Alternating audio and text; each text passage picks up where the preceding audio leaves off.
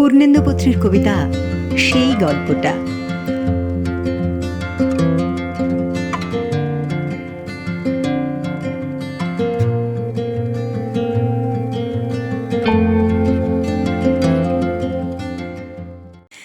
আমার সেই গল্পটা এখনো শেষ হয়নি।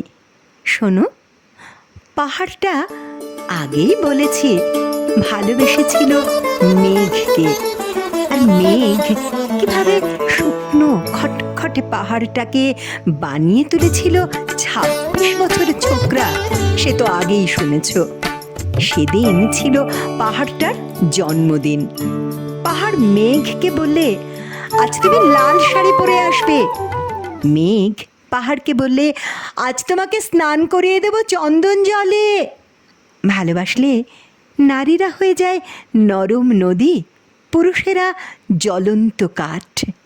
সেইভাবেই মেঘ ছিল পাহাড়ের আলিঙ্গনের আগুনে, পাহাড় ছিল মেঘের ঢেউ জলে।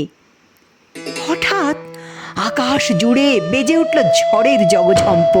ঝাঁকড়া চুল উড়িয়ে ছিনতাইয়ের ভঙ্গিতে ছুটে এলো এক ঝাঁক হাওয়া।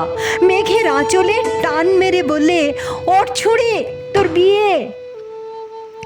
এখনো শেষ হয়নি গল্পটা।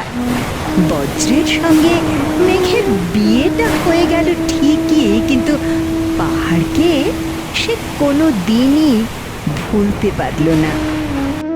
বিশ্বাস না হয় তো চিরে দেখতে পারো পাহাড়টার হাড় পাঁজর। ভিতরে থই থই করছে শত ঝর্ণার জল। ভিতরে থই থই করছে শত ঝর্ণার জল।